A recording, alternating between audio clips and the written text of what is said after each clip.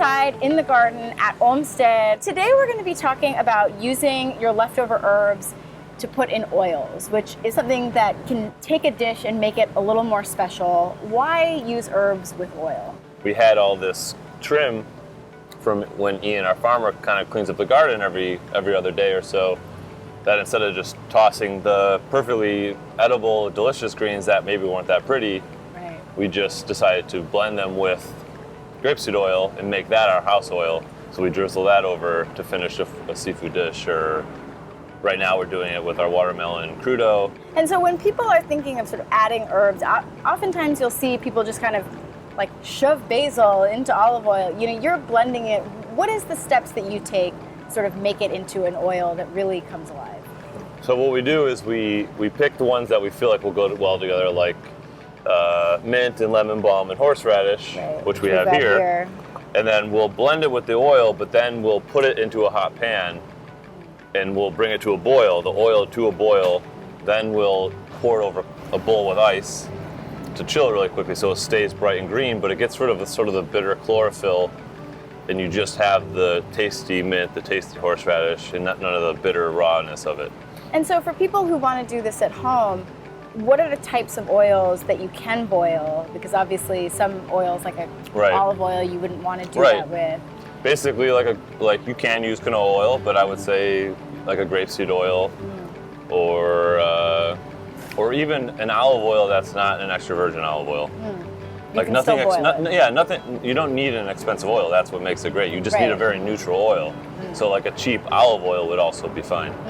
And are there herbs that you think wouldn't work well in an oil that maybe, you know, might be too rough if you tried to add them? Well, like if we made it with only mint, when you use this technique of heating it up, it will turn brown, and then it will have sort of a muddy.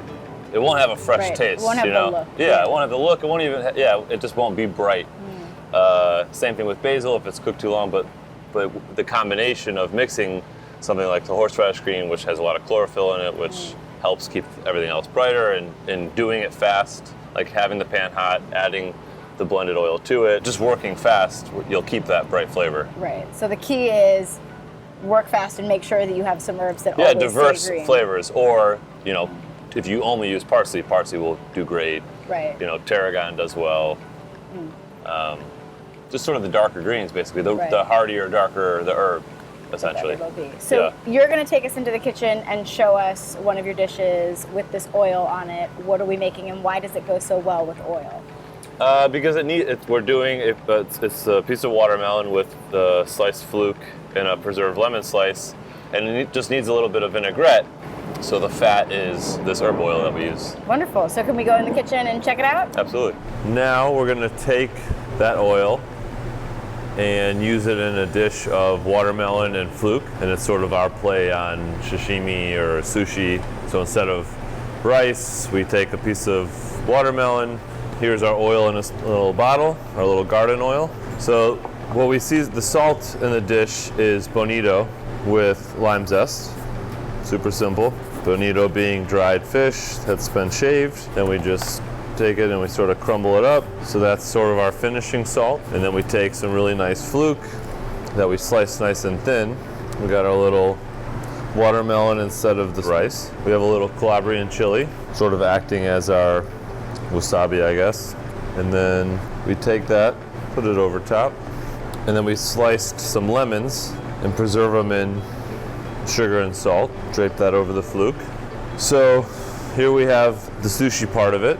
And then what we do is we take a little lime juice and a little lemon juice, and so that's the acid for our vinaigrette. And then we take our garden oil, and then we just top it with the bonito, the salty lime bonito. All right, thanks for watching. So here we have the watermelon sushi with fluke, lemon slice, and bonito with garden oil vinaigrette from the garden out back.